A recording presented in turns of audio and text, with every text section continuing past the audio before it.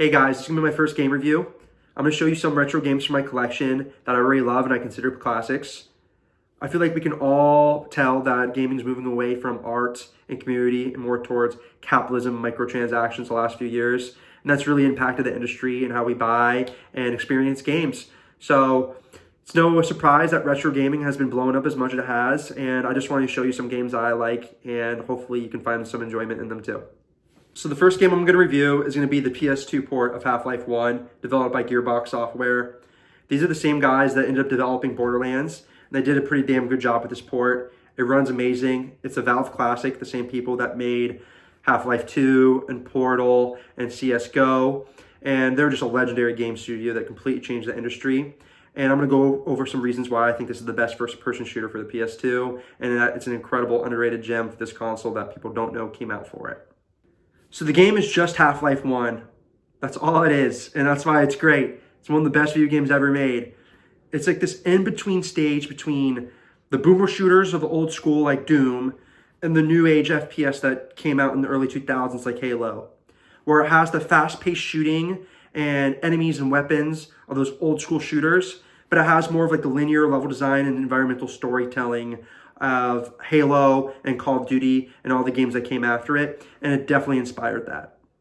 So the best thing about this port is that it runs extremely well.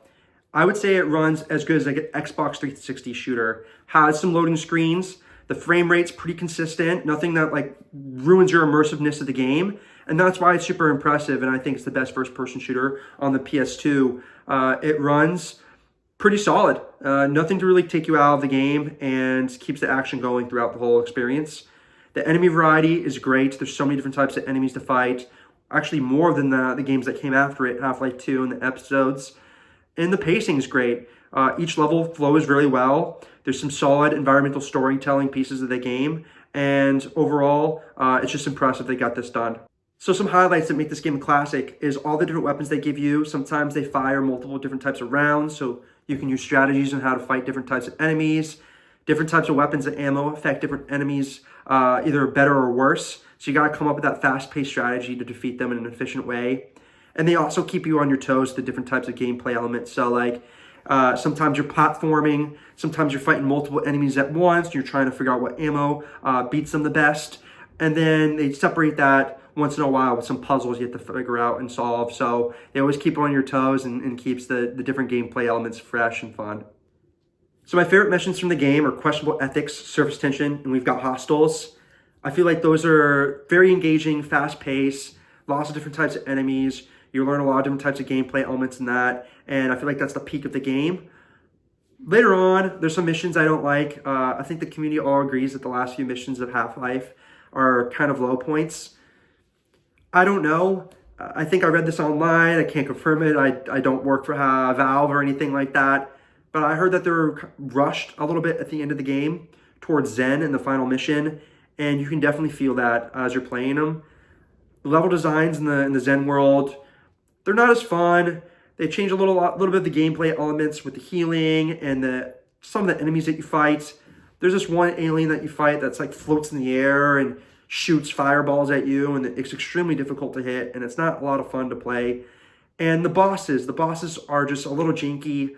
They're not that great, especially the final boss. Like, had no idea you have to destroy the crystals above him. There's nothing that really tells you that, and you kind of just have to figure it out.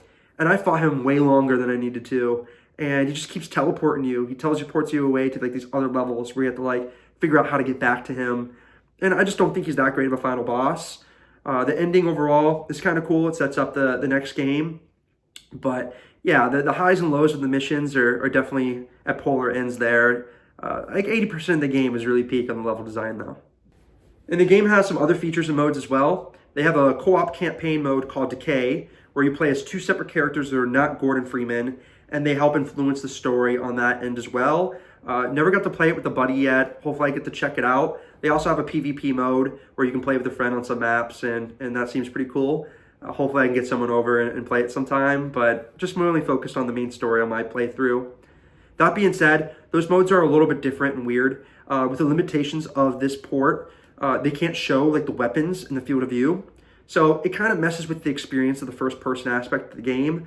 It's just because of the performance of the PS2. They wanted to keep the game running well, which it does throughout the whole experience.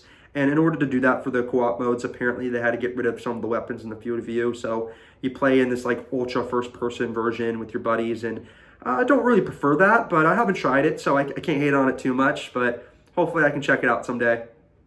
So to wrap this video up, I'm just going to give a quick rating of the game. I'd give it an 8.4 out of 10. Really solid. The highs are a 10 out of 10. I really love them. The lows, like the last few missions and On the Rail and some of the gimmicky missions, on the lower side for me. But overall, the port as it currently stands on the old hardware, I give it an 8.4. Lots of fun. Would definitely play it again. The highs, like I said, 10 out of 10. Some of the best levels I've ever played in video games. So I believe this version of the game is the only console port that's ever come out of it. I haven't really done too much other research, but I believe this is the only version you can get on a console. So that being said, there's a high demand for it. So it could be a little bit expensive to get this game at first, and that could really put off some gamers to get it. It's probably around the same price of like what a brand new game in the modern industry comes out for. And I believe this is way better than a lot of them coming out. So just kind of like, think about the pros and cons of that. That being said, I mean, over time, as hardware starts decaying and versions start being lost, people are going to want a classic game like this. So you got to think about that when you're taking that into consideration. It's not a cheap game, but at the same time, I believe it was worth it, and I had a lot of fun playing it. So that's the end of my review of Half-Life 1. Hope you guys enjoyed the video. I'm going to try to get a couple more out as time goes on in my collection. Really just want to spread the love on retro gaming because I have a blast playing it, and I'm sure there's other people out there that feel the same way, especially the trajectory that modern gaming's going. So have a good one, guys. Hope you enjoyed, and keep gaming.